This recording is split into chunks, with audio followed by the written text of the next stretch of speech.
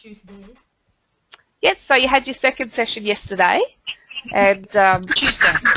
on Tuesday, sorry, I've lost the day. And how did you find that? Just pop your hand up because I've muted the mics, otherwise it's just too busy sounding.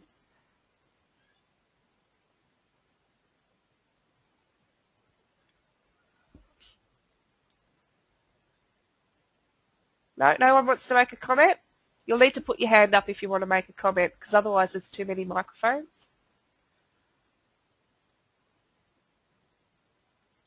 Yep, Eugenie? Eugenie, how did you find the final session on Tuesday? Oh, it's a great course, really. You're cutting off there, Eugenie?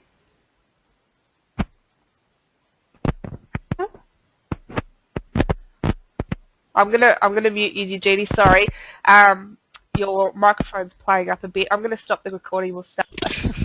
So, welcome to our follow-up webinar. Congratulations to everyone who's participated in the 2 workshops and did the other webinar last week. Now that we're all set to go, so tonight we're going to be talking about working in the cloud. So we've got the questions there, and I'll be reading out any that answer my questions. So feel free to just use it as a chat box. And Chris is able to give me input as she goes along as well. Yes, I am, Chris. So we are recording tonight. I'm a little bit horrified about that because I sound really hideous, but we are going to have a fantastic time. So can I get you just to type a couple of questions about what you think working in the cloud means? Just give you a minute or so.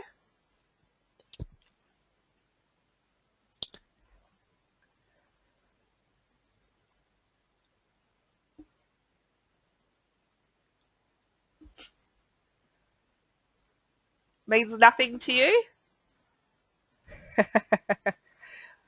So where you store documents and data, for example, yes?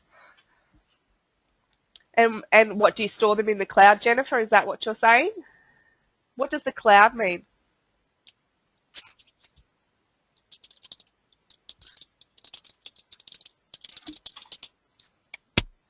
Cyberspace. Fantastic. I know you can't see other people's questions, so I'm going to be reading them out loud. So anything that I see there that answers a question or asks a question, I will read it out so that you are on the ball with what everybody else is saying. So Eugenie says that it means paying for software use each month, and and data is not stored on our own network, it's stored in the cloud. And I think they're fantastic responses because when I first started hearing about this whole thing about using the cloud, I just thought, oh my gosh, what on earth are they talking about? This is just the most confusing thing. How could data possibly be in the cloud? And you, of course, visualize a cloud. What they're basically saying is that your hiring space, as Eugenie said, your hiring space, whether that's free or not, depends on the program, to store data virtually, which is really apt for what we're doing. So instead of having all of your data sort of stashed under your desk or under your computer in hard drives or disks or anything like that, which you probably would as well, you've got copies of all of your files on a remote server, basically is what that means. It's kind of like storing all your files the same way that you store website files. Does that make sense? I'll need a lot of yeses and nos. And whenever it doesn't make sense, make sure you say so because you know, there might be things that I assume when I'm talking, and I really don't want you to go away feeling that you should have asked something. And remember too, nobody can see your questions, so you can ask any question and not feel silly. You shouldn't feel silly anyway, but you can. So benefits of working in the cloud means that wherever you go, your data is hovering around in cyberspace with you. You can grab it whenever you like, so long as you have internet access. You can utilize a lot of space. Previously, I think when people were working, and I'm I'm still a young lass myself, but I know that my dad used to come home with a floppy disk, and some of you might have, and that wouldn't store much at all, and that was still exciting that it would store 2 or 3 files. Whereas now, if you've got space in the cloud, you can have absolutely huge quantities of space there to store your data. It's pretty much limitless at the moment, which is absolutely fantastic. It means that you can communicate with your clients from anywhere, and you can all see the same files, the same documents, without having to worry about transferring them every time a change is made. There's a comment here about remembering when PCs didn't even have hard disks. Was that those weird plastic floppy kind of ones? Because I do remember those, but they were, I think I was in primary school then, showing my age. And as it says in the spreadsheet too, it means that we've got so much more freedom. We've got, instead of storing our folders in filing cabinets, we send them to a friend's place for protection and storage at a cost. That's what Marie Bridget likes to describe it as, which is a really good way of doing it, of saying it. And it's exactly the same as what you do with your website data.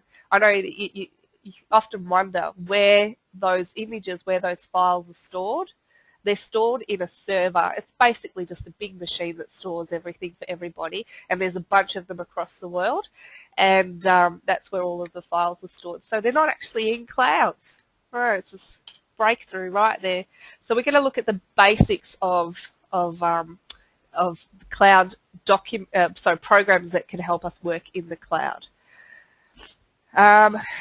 Questions? Okay, so have you tried to store scanned documents? Yeah, well, you can scan them. You know what I actually just recently discovered, thanks to Donna, is an app, and I haven't got my phone here next to me, but it's called, Chris, can you remember what it was called? It's a program where you take a photo of any of your documents and it PDFs them for you, and you can save that instantly to Dropbox, or you can email it, or you can do whatever you like. So if you are saving it to Dropbox, which is going to be the first program I'm going to talk about, you would instantly be saving those files to the cloud, which is just fantastic. At the end, I can find out what that app is and give it to you, the name of it, because it's that sort of thing just makes it really speedy and easy. The other question is, or statement is like in the old days when we used terminals back to a mainframe somewhere? Yes, but on a really, really big scale. So instead of being in one building where everybody's got the server room, which people still do, but I sort of picture it as so much more global than that, where everybody's using the same server room. Okay, so Dropbox. Dropbox, I don't know how we survived without Dropbox, to be perfectly honest with you.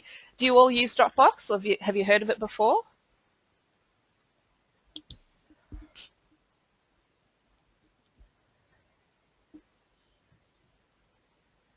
Okay, so you said it is one of the comments here. You said it's a bit different to Dropbox, so we can talk about that a little bit later. Excuse me. Okay, so heard about it but don't use it. I can't recommend it highly enough, especially if you're going to be doing VA work. Basically how Dropbox works is once you've installed it, you will have a folder on your computer that whenever you, let me just see, there's been a response here. That's right, Bridget, Marie Bridget, that's right. I'll read that out in just a moment. You will have a folder on your computer, which is basically just called Dropbox. And in there, any file that you have stored in there, you can select who can view that so long as they also have a Dropbox account. And it's always synchronized. So if I wanted to share a file with Chris, for example, which we do all the time, we have a folder in my Dropbox, and the Dropbox, as I said, it's just a normal folder on your computer. That's how it looks. You click on that folder when you're in Explorer, and there'll be a folder in there that I have gone in and specifically told it to connect and share with Chris using her email address that she's set up her Dropbox account with, which is what her username would be. So once she's approved that, she will have that same file sitting on her computer, and any time that it's updated by one of us, it will be updated on the other person's computer. There is a catch with that. It can be There can be issues with people working on the same file at the same time and having duplicate copies, because the file will say, okay, yep, this is a duplicate because you've both saved the same file pretty much within the same time while it was open. But there are other programs that can help you determine whether that is open or not, and that is something that I will also find out for you what the name of it is, because I am all blocked up and can't think of it right now. So I'm going to write down a note to myself. Where are we? So Dropbox, excuse me, duplicates. Now what Marie Bridget said, and feel free to say don't say my name after something if you don't want me to, is saving a draft document in Hotmail is the cloud, and even if our computers are corrupted, we can access or store files we save in our email accounts from another PC. Yes, that's true. When we're in some cases, we've got our files backed up to the cloud, and there's somewhere we've got them shared with other people. So at the moment, we're looking at when we're sharing them with other people. So if you set up Dropbox on your computer, you will be able to then say to a client, okay, I've got some files here I want to share with you, and we'll work on them together. I'll send you an invitation to the Dropbox folder. You go into the folder and you right-click on it, and it says Share With, and you would just go in and select an email address of that person, share it with them. If they have Dropbox, it will automatically say to them, do you want to accept this folder share? And if they don't have Dropbox, it will send them an invitation to join. There's free versions and paid versions. So for your clients, they could just go with the free ones. There's different security levels, I believe, but they're all fantastic. They're really good. And if you have a share URL that you give to other people, you can increase the amount of space that you have in your Dropbox folder each time it's like an affiliate program, somebody signs up under your link. So does that make sense?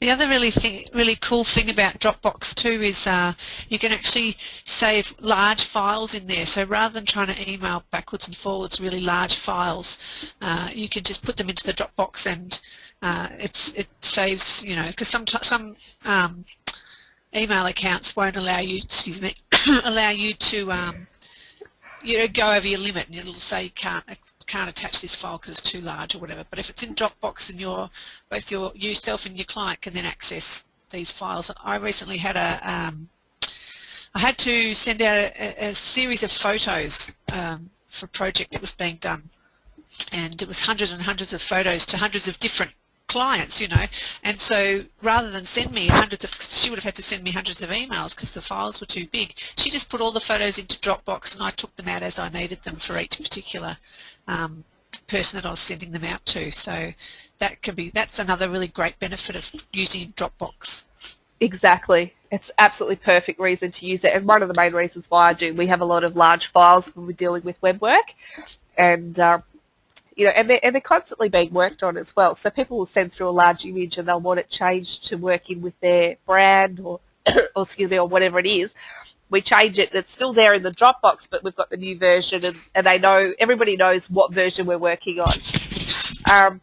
Is there a limit to the size of the file and folder structure? How many folders you can have within your Dropbox? That's a good question, Louise. It depends on the level of your subscription to Dropbox. So you've got your free versions, and with your free versions, for example, say you get 2 GB worth of memory, that's pretty big, but you would get an extra half a gig or something like that each time you referred someone through to Dropbox. So you went on Facebook and you said, hey, if you're not using Dropbox, use it. This is so good.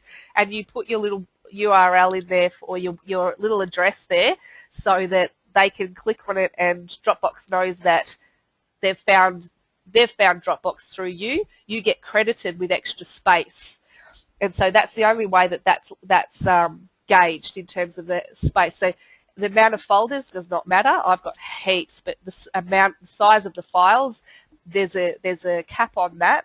If you find that you're hitting that cap, you can go onto the paid versions, and it's huge what you can get onto your paid versions, and it's quite affordable as well.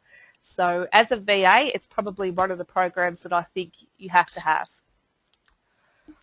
I agree. And I tell you, if you go and buy a HTC phone like I did, they just gave me 26 gig worth of space on my Dropbox account. I nearly had a heart attack. I was so excited. You're like me. I just honestly don't know how I lived without it. When I first, here's the memories. When I first started up, we were on dial-up. Can you hear it now? The little ding, ding, ding. I was living in the country and it was dial-up, and I was living at home actually with my dad, and he was running a business upstairs and I was running one downstairs. And he would, if he needed to get a large photo sent through to him for one of his jobs, he would give them my email address. And it used to drive me mental because it meant that my email would freeze for about 2 hours for a 250 megabyte file, which is, nothing these days. And it just slowed everything down. But with Dropbox, you would never even have to think about it. You don't even notice it happening. It doesn't affect any other program. You'll get a notice saying, you might get a little pop-up saying that there's a file there, or otherwise an email from the person saying, I've just added that file to Dropbox. It's in there now. Go and have a look. At the bottom right hand of your screen there, Rosie, there's an example of what the pop-up looks like. Thanks, Rob's computer. Yeah.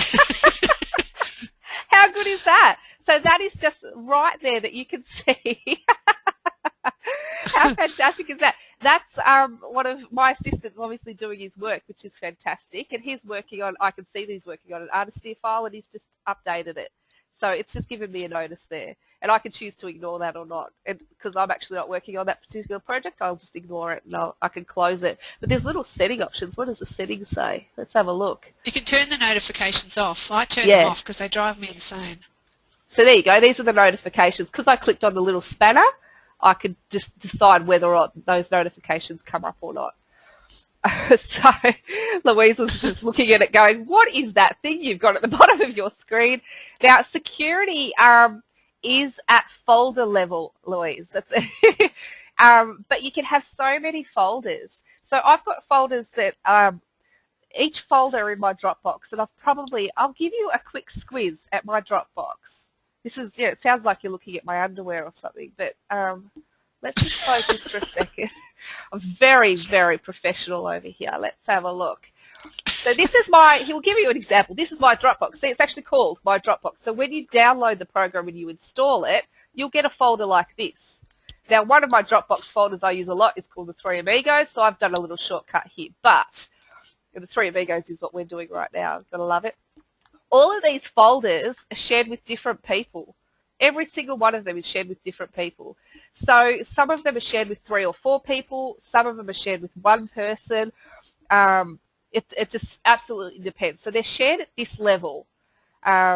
If you have folders underneath, so let me have a look at which ones I've got. Here we go. So in our office here, you've got all these folders underneath. I'm pretty sure, Chris, can you confirm this? You can share that folder. So you probably can share at a lower level. Yeah, so there you go.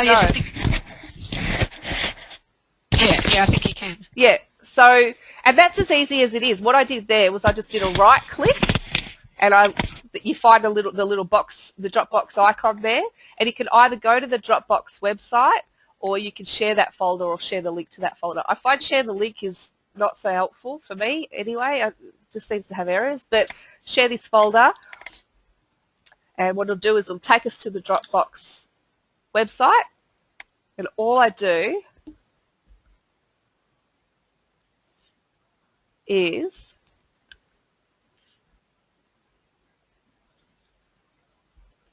here, invite more people. So these are the people who are already on it. And I would just put an email address in there to say I wanted Chris to share this with me, and then I would send an invite to her. And she'd receive that, just say, okay, and that folder will appear in her Dropbox. So she doesn't want to see that because that's a very boring folder for her. Okay. So it's that easy. It's that easy. It is so fantastic, and there's just so much there to share that you can share, so it's great. So yeah, if you've got a big project and you need to split pieces of it up, especially if you're project management, then yeah, see, I haven't really needed to do so much of that, so I hadn't really done any of the right-clicking share folders in the subfolders, but yes, Louise, awesome question, and the answer is yes. So let me just see what the, oh, these are the prices. Is that for Dropbox? Yes. So with Dropbox, the other thing is there's the app on the HTC, as Chris said before. There's the app on the iPhone, and what I've found is it's actually a really great backup option as well. If a lot of our work files are in the Dropbox, so if I'm on the go, I can just go and look in my Dropbox app and see whatever I want in there, which is fantastic. And it means that, yeah, you're synchronizing, so it's absolutely fantastic. I could rave about it all day.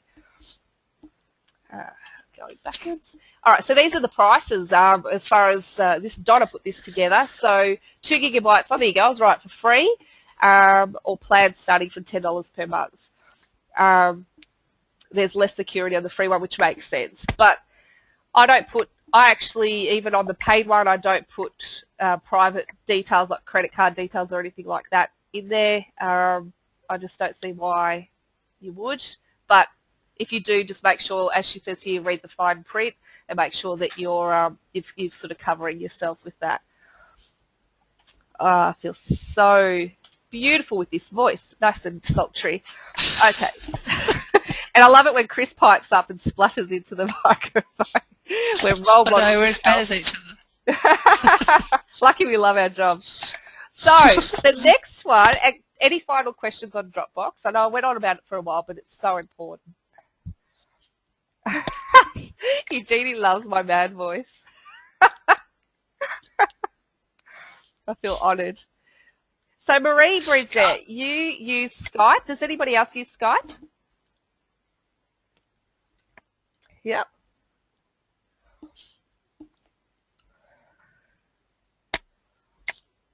Okay, so not everybody uses it. Let's have a look. But you will soon. Okay, lovely.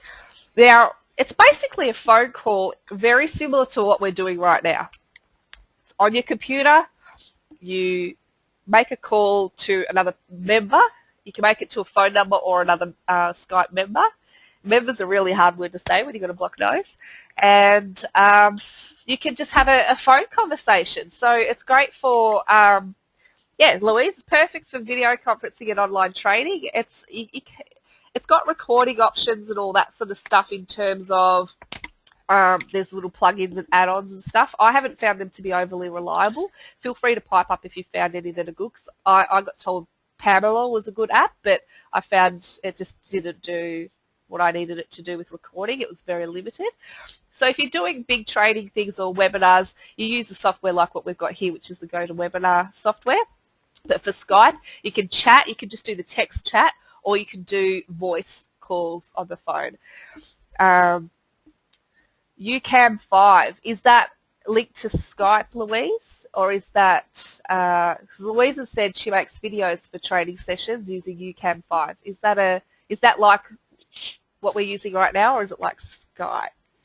Just wait for an answer.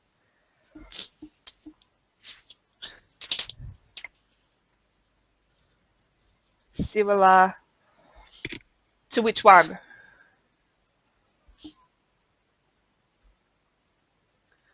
All right, I'm going to keep talking until I see a response there. So you can use Skype. You can use Skype to make those calls to other landlines if you have a paid account. And if you do have a free account, you can just do the instant chat features, or you can just do calls from member to member. So it's quite handy. I don't use it a huge amount myself. Chris, do you use it a lot? No, I don't use it very much. Okay. But I have used it. Another feature it has, which is really cool, is you can share your screen. So if you're showing somebody how to do something, like I do a bit of Outlook training and time management training on Outlook, and I can actually bring up my Outlook and show the other person what I'm talking about, which is really cool. Yes, so the screen sharing is really, really handy on it. Let's have a look. The format and layout is a bit different, but the outcome is the same, Bridget's saying. So, Bridget, do you use UCam 5 as well? Yes, okay. Okay, so I'm not sure what you mean, Mary Bridget, with the share screen without linking the PCs. I'm just going to keep going. I know that we're conscious of time. We don't want to go for too long. So you've got the iPhone and iPads now have the Skype app, and it's either free or very affordable. It's transportable, and it's basically like your VoIP, and it's all on your computer. You can send or receive calls, and it's much more affordable than having your landline. And one of my favourite things is you can turn it off, because I love phones. So these are the costs here. So Skype is free to do the Skype to Skype calls. It's easier to say Skype to Skype calls than member to member. One-to-one video calls. So you can't do the group video calls on the free account. You can do the screen sharing and the instant messaging. So it can be very handy for trading one-on-one. The pay-as-you-go from 1.9 cents a minute. There's some American prices in there with your VAT, and it includes the option to call phones and to send SMSs and to do call forwarding. And then the subscription is cheaper, obviously, because they're getting money off you each month, and you've got better rates with it, basically, for the same options. Okay, let me just have a look at that. So you aren't linking PCs, you're just showing what is happening on the screen like we're doing tonight. Okay. Well, if anyone wants to have a look, so if you guys recommend this other one, because it's not one I know, UCAM 5, which is U as in Y-O-U, C-A-M for Mary, number 5 is another option that the girls are recommending. Okay, MailChimp. It breaks my heart to recommend MailChimp because I offer an e-newsletter program called Webtastic Email Marketer. But if you want to go for a cheaper option, I had to get that in there, Chris. Yes, I did notice that. It was killing me. It depends what you want in your newsletter marketing. So I found some people find MailChimp a little bit challenging to use. Other people love it. So it's definitely worth having a look. And if you want the real basics, it is for free. So it's obviously going to be nice for your budget. And it helps, what this is for is your email marketing programs, so your newsletters, all that sort of thing. And one of the things that I really recommend that you do not do is send group newsletter notices through just Outlook. So sending them to as a PDF attachment, for example, or a Word document attachment, even worse. If you're sending newsletters out to your clients, please use a program like MailChimp or Webtastic Email Marketer, and and do it professionally. And there's a couple of reasons for this. Now, with MailChimp, for example, and we're just using that as an example, there's quite a few out there. There's iContact, Constant Contact, MailChimp. They've all got pros and cons to them. All of them are different. They've got things that are available on the free version, or you've got to upgrade to pay for others, or there's just things that they don't have that the others do. So you need to see exactly what you want from your program before you sign up for one. Most of them have trial programs, so you can check them out and see what works for you. Now, there's a couple of reasons why. One is because if you're sending out mail to people from Outlook and it's a newsletter and it's a PDF attachment, it just doesn't look very professional, and a lot of people freak out about attachments because there's so many Trojans and viruses out there. People they're really sort of suspect about attachments, and they should be. Unless you know the person sending it to you, know what you're expecting, especially if it's a zip file, you just don't want to be opening it. So it just limits how many people are going to open it, because if people are quite fearful of that sort of thing, they're just not going to. It also doesn't look very professional, and if you're a virtual assistant, you need to be knowing the best ways to do this sort of stuff and the best way to represent your business, because they're going to want you to do the same for them. Now, you're also going to have much better ways of dealing with the potential of being considered spam. So with programs like this, what they do is, most of them do, is they limit how many people you can add to your contact list before you have to start proving where you got that list from.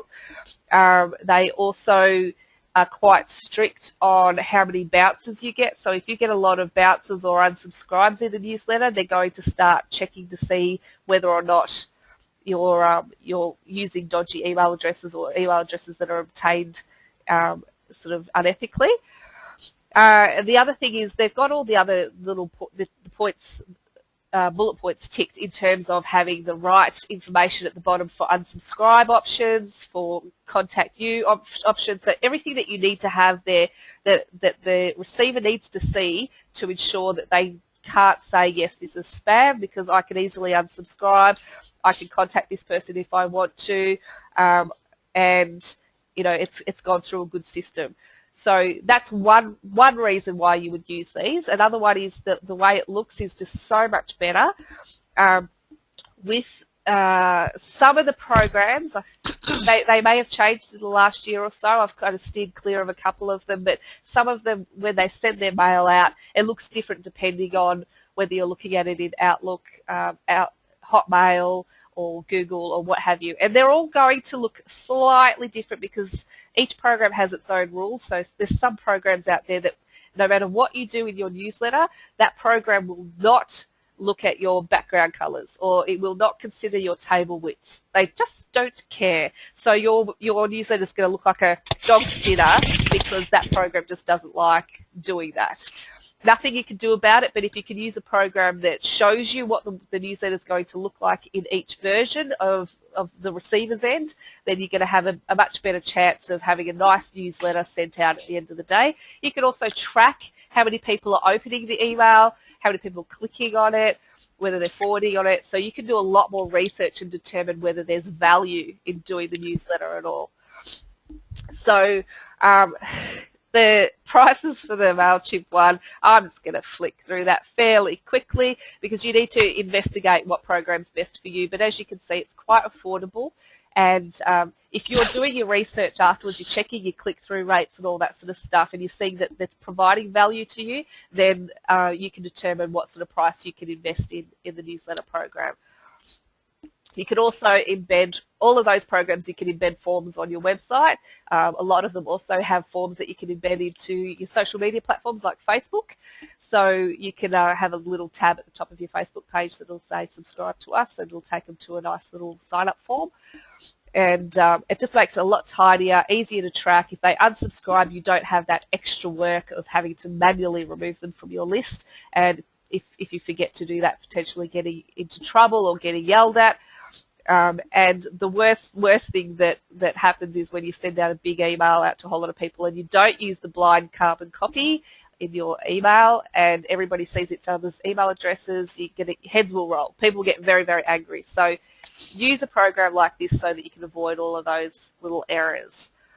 Okay, so just briefly just run through a couple other ones. There's virtual faxing now. So we've actually got a fax machine. It was funny because Greg was using it earlier this week. He had to pull it out off the shelf because I'd put it away, and he needed to send one fax. And it was driving him crazy. It was so noisy, making all that dinging, donging noises. And I know, as a VA, I know there's so many other ways you can do it. And we've set up online virtual faxes for clients, but we never had one ourselves because we just don't use faxes that often. So I went onto my iPhone and I found an app that lets me take a photo of the fax and fax it, and it's free. So it'd just be a normal phone charge or messenger charge. So there's so many things out there you can do that make it easier these days without having to use, the heavy, clunky hardware. Online SMSing, there's a few different things you can do with that. There's programs that you can subscribe to. Some are linked to hosting accounts and some are separate, where you purchase a certain amount of credits, I suppose, to be able to send SMSs to your clients, to whoever you want. They can be scheduled, they can be based on particular events, or they can be individual SMSs that you set up online, and you don't have to worry about manually handling it from your phone, so it's all there in one place, which is pretty cool.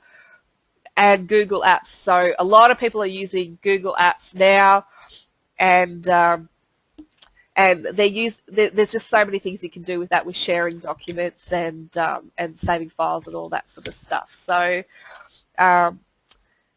with Google Apps, I find that it's quite similar to the idea of your Dropbox. But as Marie-Bridget said earlier, saving files to Hotmail and all that sort of thing. If you've got share options like Google Apps do, you can share them with all sorts of people, including your calendars, all that sort of thing. So Chris, do you have anything to add to that? Sorry, no. I was a bit distracted by a child. I know. Sorry. Thank God for your husband. So yeah. You can talk and read at the same time. Yeah. So yeah. What's probably your favourite cloud product? Well, definitely Dropbox is my favourite, but and I'm very sorry to have to tell you, Rosie, but I love MailChimp. I love it. Yeah. I know. That's why I'm getting you to do all our newsletters. I think the difference. No, MailChimp's.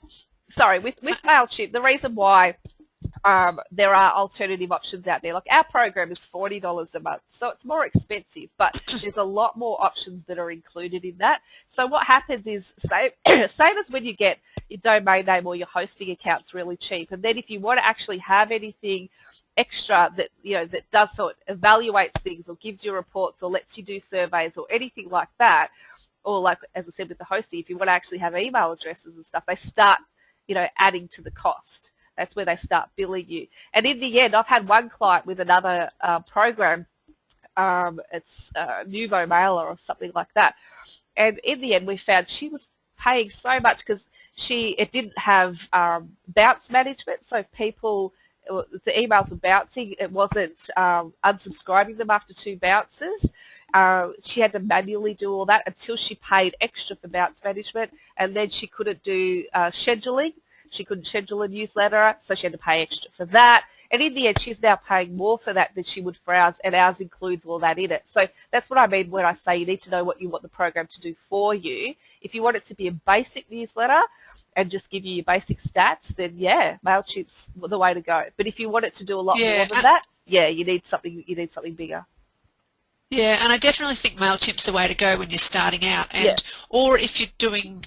I do newsletters for a couple of clients, so because they can't use MailChimp because it can be a little bit tricky to get the hang of, and they don't have the time. And one lady in particular she's just not interested in learning it, so she just types it all out on a Word document, and then I go in and type it up for her in MailChimp and send it out. And it's fantastic for her because that's all she needs. She doesn't really want all those reports and all the forms and everything, but she doesn't want to have to manually unsubscribe people if they don't want to be subscribed anymore. So MailChimp just does all that for her. So It works really well. Yeah, and you've got those share buttons, your unsubscribe buttons, all that sort of stuff is part of that package, and they're really, really important because if you don't have unsubscribe options, you are spam. So you can get into a lot of trouble. If you're one of the things I learned a couple of years ago is, have you all heard about double opt-ins? Where you sign up to a newsletter, you get an email, and you have to click on the link to say, yes, I actually really did want to subscribe to this newsletter. That's called a double opt-in. And if you don't use a double opt-in newsletter, like tick, yes, we're going to make sure everyone has to do that, I think it's America, then you're breaching spam laws. So you need to make sure you're using a program that caters for all that. Because if you're just using your normal email program, you're never going to be able to satisfy all those rules. And plus, as Chris said, the client doesn't want to know how to use it. It needs to be a program that you need to know inside out and back to front. So you just go in there and you practice, you send mail to yourself. I've got a whole bunch of email addresses so I can test all my accounts to myself or to people here in the office with me or peers. If I say to them, look, I need to just see how this looks. Does anyone mind if I send them a newsletter? You can do that. That's the best thing about the VA industry is people go, yeah, no worries, send it through. So you can do all that and the client never has to worry about it. That's what VAs are for, or VPs. That's what we're for. A lot of my clients do not care about the software program. They don't care what you're using. They just want the end results. So for starters, if you've got a client who's got the money and they're going to pay the subscription, and they want to get all those extra bells and whistles, then yeah, you get a higher end one. But if they want the absolute basics and you want to make sure that the cost is as low as possible, then yeah, use MailChimp. Be really good. So I'm trying to think of any other programs that we use. There's backup ones as well. I use Carbonite for my backup. So that means that all of the files on my computer, actually not every file, only the files that I have selected, and there's a lot, are automatically, continuously backed up to the cloud.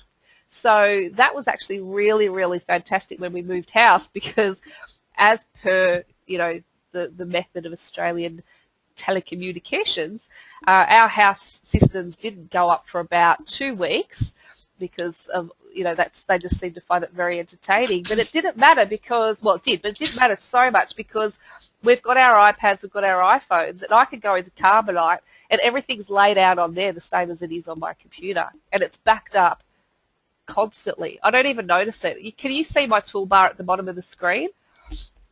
There's my Dropbox one. No. Can you see that? No.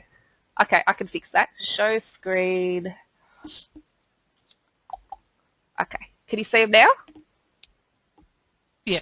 Yep, cool. Okay. See all the things I've got open. I'm going to close.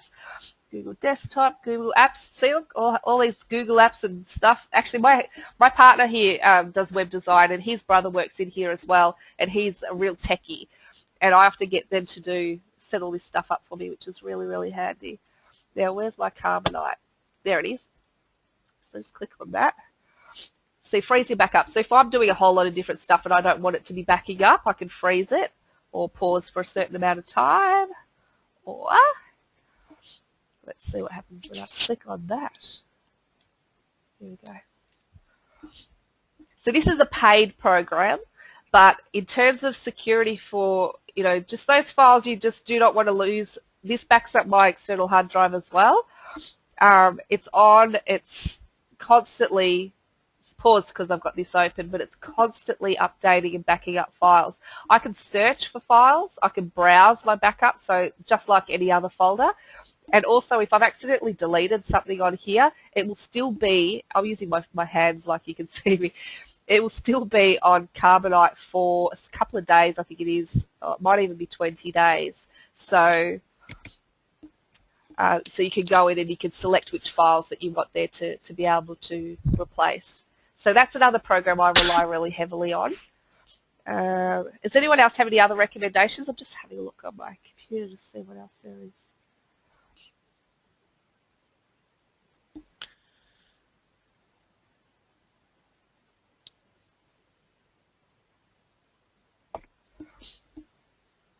iFax is the one I downloaded the other day. Mobile fax machine.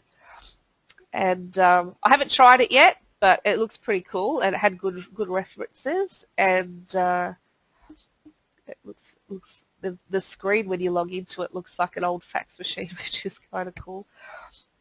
I guess a couple of other ones that come to mind from my point of view is CRMs, if you're getting to that stage where you want to have a customer records management system, then you can actually get online ones. And in fact you can, if your clients have online ones, excuse me, if your clients have online ones, then you can manage it for them, so you can add data into it for them and stuff like that. So they can be really good. And there's a number of good CRMs, and there's a number of free ones that you can use for or really inexpensive ones. I think we use one called Zoho, which is not too bad. We're all still learning it, to be honest, but which is why you got that. $12 a month. Why they got that newsletter the other day, where everybody's name was. Oh, the email. Yeah.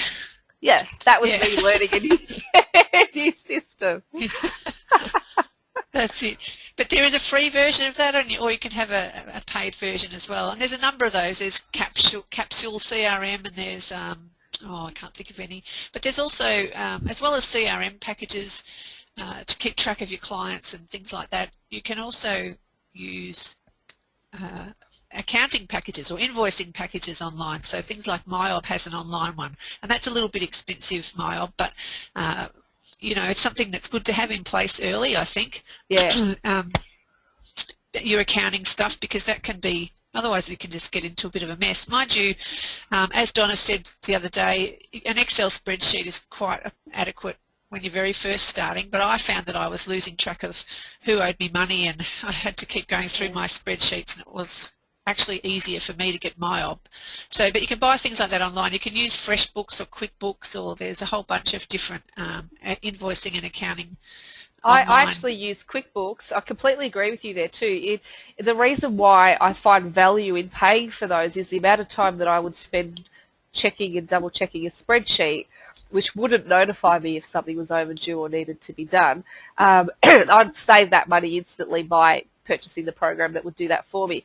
I've also heard fantastic things about Xero, which is Xero, and Greg's actually, this is my husband, he's actually using it at the moment, and he hates doing the books, but he loves how he can instantly go in there and just reconcile day to day, because it links up with his accounts so beautifully. I know that I can link my bank accounts to my QuickBooks, but it just doesn't seem as easy as the way Xero does it. So that's a really good one to check out. I've heard from a couple of people, including Kylie Short, who is a fantastic bookkeeping VA, that Xero is an amazing product. So definitely worth checking out. And if you're unsure about it, speak to Kylie Short from Tilda Virtual, and she'll give you all the info, and she'd be able to get it for you at the bookkeepers. You know how you can get it through your bookkeeper for a better rate. Express Invoice is apparently very good as well. Marie Bridget's recommending. So if you've only got 10 to 15 clients, Express Invoice will help, which is great. I think I do recall seeing that on somewhere. They used to have, do they still have the small bookkeeping program through the ATO that they used to have, Chris? Do you know? I have no idea. I don't know. Yeah, I'd have to check. Yeah. So there's a lot of options, and when you're on the forums, this is why the forums are so valuable. You just post a question on there, and you just say, look, this is where I'm at with my books, and I need something that does blah, blah, blah. Can anyone recommend anything? And they'll all be there to provide you with tips and advice. Sam's recommending FreshBooks. I've heard that's very good. It's free for limited clients and has time tracking. And that's why I've heard about it, actually, is because of the time tracking, which is very useful for VAs who base their prices on their time. So snotty, I love it. I did think of another one just before, and it's gone out of my head again. But in terms of other things that you need to have online, in my view anyway, PayPal is another one that you need to have an account with.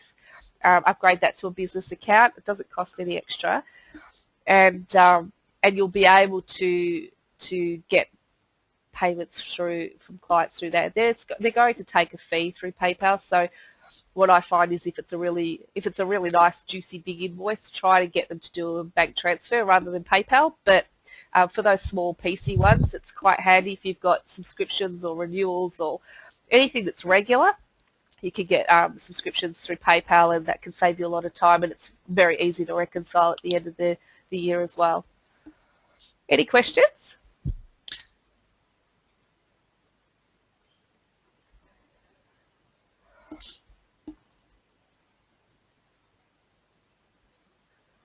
Okay. I'll just read this message out. I went to the Apple Store the other day to research the cloud as I'm doing an assignment for my diploma. They recommended Google Drive, not iCloud or Dropbox. They said iCloud cannot scan docs, and if I want to use Dropbox, I would have to reinstall it. If, for instance, I went to a nursing home and it was not installed there. That's actually not true. If I took an iPad, that would be okay. Yes. If you've got it installed on your iPad or your iPhone and then your computer, you can go anywhere. Marie Bridget said Google Drive is good. I don't know. I haven't used it. Have you used it, Chris? Has anyone else used it? Sorry, Han. Yeah, I find it interesting that they would say iCloud cannot scan docs. If you want to use Dropbox, I'd have to reinstall it if I went to a nursing home. You know how easy it is to install? So are they talking about if you went and worked on their computers? Because it takes 2 seconds to install it, and I just can't see how that would ever be an issue.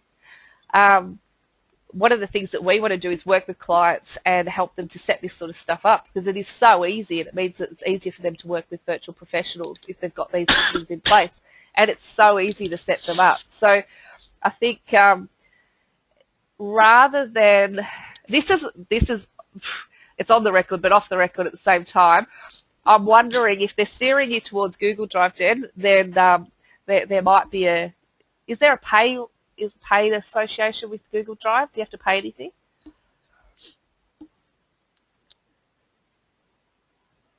Just curious about, it's free. There might be an affiliation there. So 5 gigabytes is free, so then you have to pay above that. Okay, so if you're a working virtual professional, you're going to go, you will go above 5 gigabytes if you're dealing with any media files.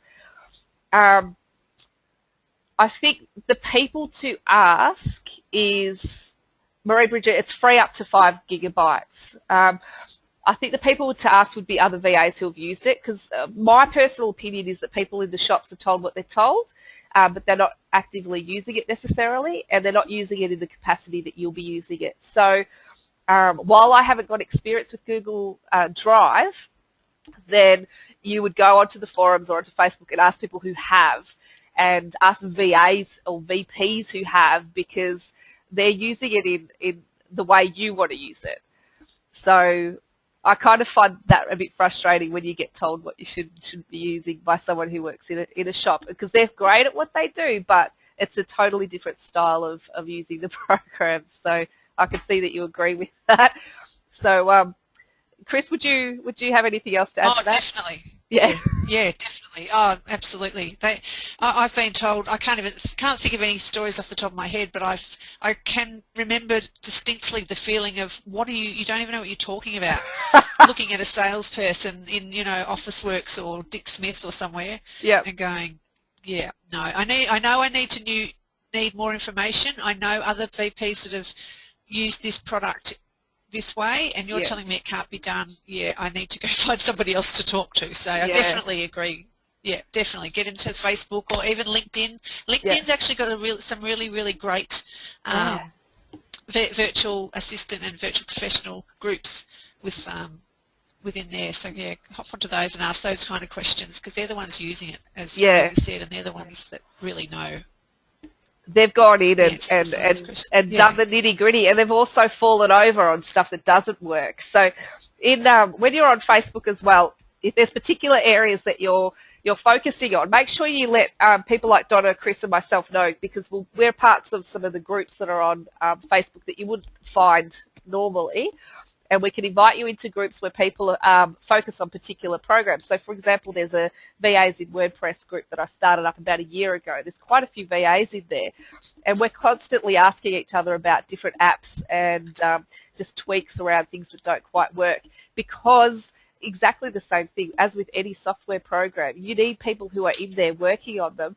And why stumble through it again when somebody else can steer you in the right direction, who knows, who's actually been in there and has been using it. So that's where I get my advice from, and I found that has never failed me.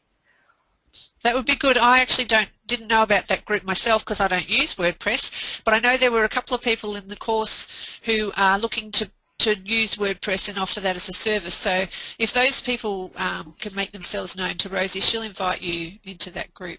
Yes, it only costs a block of chocolate, and I will get you in there. Anyone who is looking at doing anything that's sort of web or WordPress or hosting or any kind of web design type of work, please touch base with me. I'm so happy to help you. That's my area of expertise. I also have other people around me who are so much better at it than I am, or who are the same level as me. So between us, we can work things out, and we can support you to really be providing that service in a way that's fun and really helpful to your client.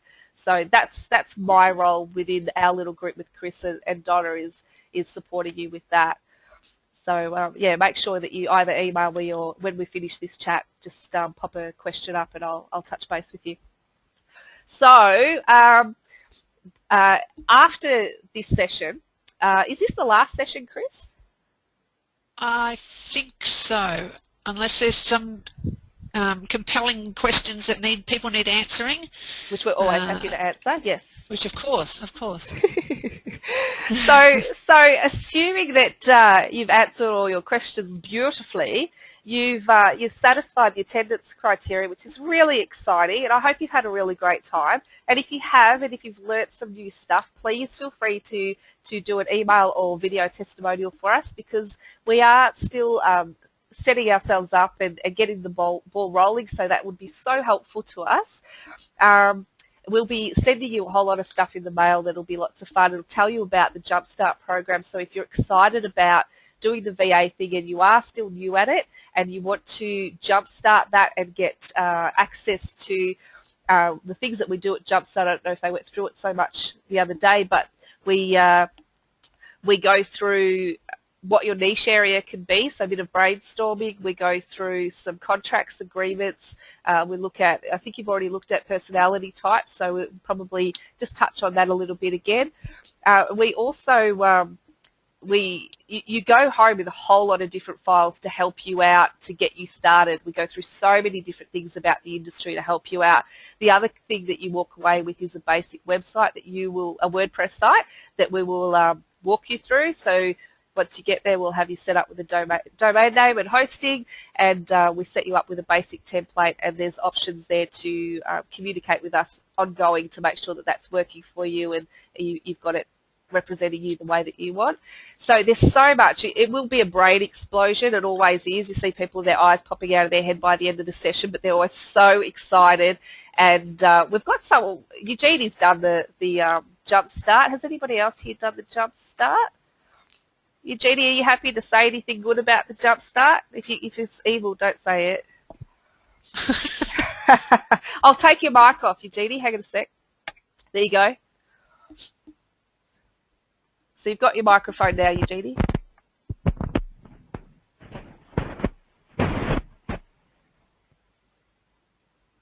Hasn't had much luck with her microphone.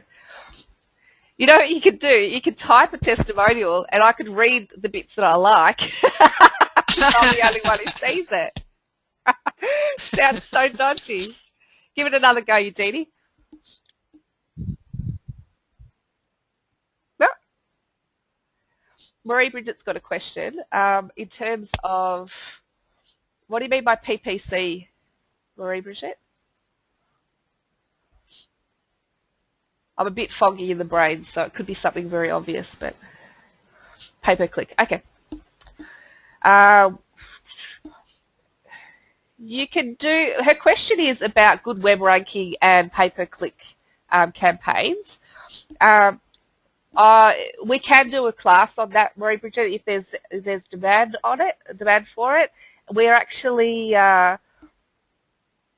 we've got the WordPress course coming up on AVBN early next year that Charlie Letham's running, and she is an absolute web genius, and she'd be a good person to ask. But I don't see why they would not be able to work simultaneously. If you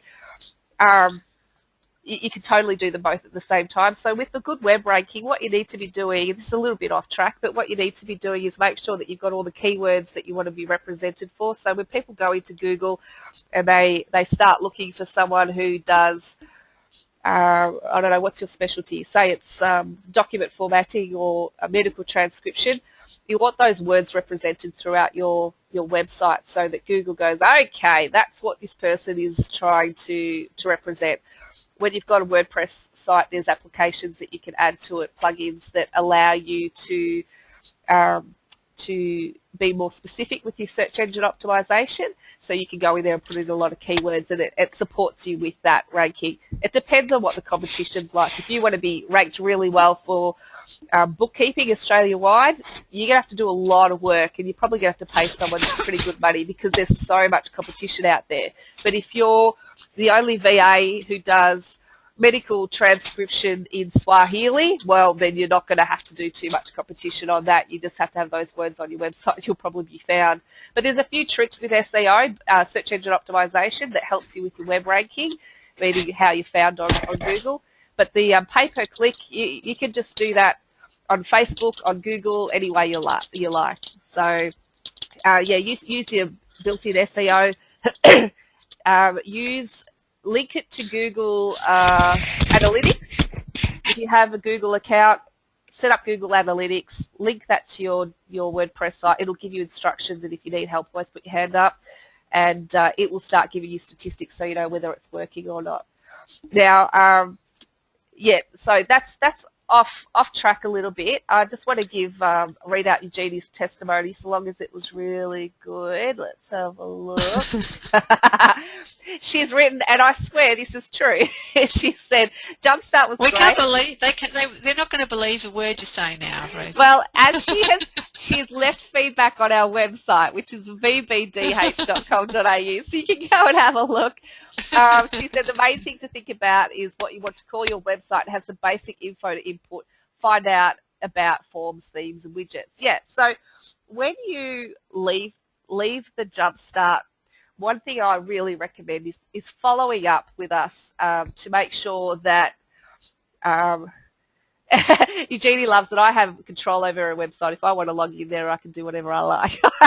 I'm actually really happy to go in and help tweak it and help give you ideas about different widgets and whatnot, so you walk away from that workshop with ongoing support. That's one of the things that Chris, Donna, and myself are really passionate about, is that we give you that ongoing support, so you're not just handed a whole lot of stuff and then we walk away. If it's a lot of support, there might be fees associated with it, but if it's basic advice, then we're so happy to help. So yeah, Eugenie's put feedback on the Virtual Business Development Hub website, and her tip is to, I think you agree about your business name. Have a think about that before you go to the workshop, and have a think about what sort of work you're passionate about, what you'd like to be offering. So, and some of the other things that you come away from the Jumpstart workshop with is a business page, Facebook business page set up. You come away with a 90-day marketing plan ready to go, so you know what you're going to do for the next 90 days to market your business. You come away with a client information pack that's all ready to go with packages and pricing all set, so that if you walked out that door and you walked into your perfect client, you could actually hand over your client business pack right there and then, and just and you do that on a stick, like a USB stick, so you actually do it and we print it out on the day and you take that with you, but then you also take the stick home, so you've got it ready to go on Monday morning. So basically I think we usually do it on a Saturday, but some of it's been, I think we've changed due to somebody, me, not always being available on a Saturday to weekdays, but you can come away on the Monday ready to hit the road and get your business really starting. Yeah. Well, so what we're doing with it is we're alternating between whether it's a weekend workshop or a weekday workshop. So throughout each month it'll alternate. So the next one, Jen, is, do you know off the top of your head, Chris, or I can look it up quickly? No, I'll have a quick look. You'll have a look? You keep talking and I'll have a quick look. All right. Does anyone want me to sing? No? Okay. I know it's next year, but it is. Check. We've got, no, that's cert one. So the next Jumpstart, I think, is February or March. So Chris is just looking it up. But we will actually send you out all the information about the next one. Have you got it, Chris? 12th of March. 12th of March, there you go. It's Tuesday. And is that an all-day one? Yeah. Yeah. Oh, of course it is. It's Jumpstart. Yeah. I don't know if there's a slide after this one, so let's have a look. No, let's leave it on that one. So if you have any questions, three of us are always happy to help. And what we could do actually is, if you are on Facebook, and I'm a bit passionate about the fact that VAs really do need to be on Facebook, what we can do is a Facebook group where we can all touch base, if you like, and have some conversations. So it'll be a private group. And if you're interested in that, let us know. We'll set that up, and that means that people who do the certificate one as we go along can join that group. And in the end, you will be the mentors of the people down the track who do the course, because you'll have, by the time they've done the course, you'll have mastered it all, and you'll be sharing all your tips and advice. So any final questions? before we all head off for the evening? No? Beautiful. I hope you found that useful. One more question. Okay.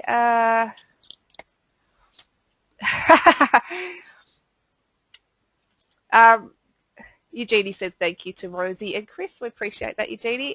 Jennifer, you stumbled me a little bit with the compatible with Apple part of your question. But the question is, can I also ask you what time management program you use compatible with Apple? Now, if I use anything, I use, what's it called, let me get out of it. Timestamp? Timestamp, just because it's easy. Yep. Do you know if that's Apple friendly? Yep. I don't know. I presume so, because actually I think it is, because I think you can download it. Most of those programs allow you, most of those programs allow you to choose whether you're downloading it for a Mac or for a PC. Yeah. A lot of them do. They give you the option, so obviously it must download differently. Marie Bridget's recommending My Hours, which I've heard good things about as well. Let's see if I can find it to see if I know it's a Syntab product, so let's have a look at My Hours as well. I'll just see if they've got Apple versions.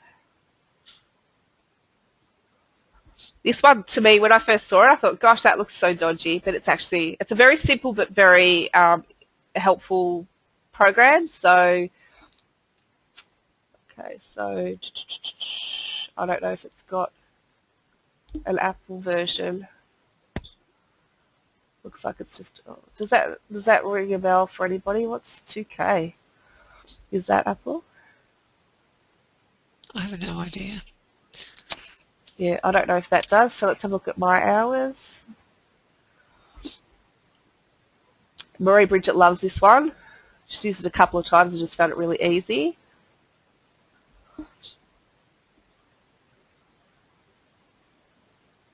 Okay, so that one, I did have a look at this one. It's all online though, isn't it? So I love Timestamp. It's just on my computer. I use it whenever I feel like it. 2K would be Windows 2000. Ah, thanks, 2K. I should know that. Let's see if this has. It's disgraceful.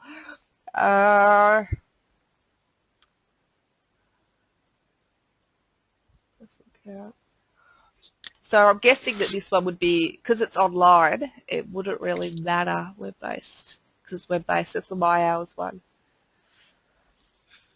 We oldies know these things, Louise. I should know. My husband would be horrified to hear me say, what's 2K? So, yeah, it's just again, ask on the forums, because they're the Mac versions of stuff. I know people like Anita Kilkenny, for example, uses, and you would have met her, uses both Mac and PC. So she'll know programs across both, which is really, really handy. So yeah, just ask the question. I'm happy to ask it on the forums, but I prefer people to ask their own questions, because I don't like to just go out and ask for you, because that way you get to know people a lot better. But yeah, there's a lot of people who would be able to help with that. I have a Mac sitting here behind me that I'm supposed to have created an app on, but I've only looked at it once, and it's been there for about 2 months, so I'm not really the best person to ask. I'm a PC girl. Okay, so we're going to sign off there, and thank you so much. Thanks for asking all those questions. That was fantastic. There you go. We'll sign off with a kiss, baby Cheeto and a kiss. The one on the right's mine. And yes, so feel free to follow up with any questions. Please touch base on Facebook. My Facebook page is Virtually Yours Virtual Assistants, but there's also the Virtual Business Development Hub page, which is probably the best one there. Chris and I'll both find you on there, and we'll connect with you. You can ask any questions there, but also look at the online forums like Virtually Yours to just network and get to know a lot of other VAs. The value there is immense. I agree, Marie Bridget. We both deserve a holiday in Paris, and that's why tomorrow I'm heading off overseas to Phillip Island for the weekend.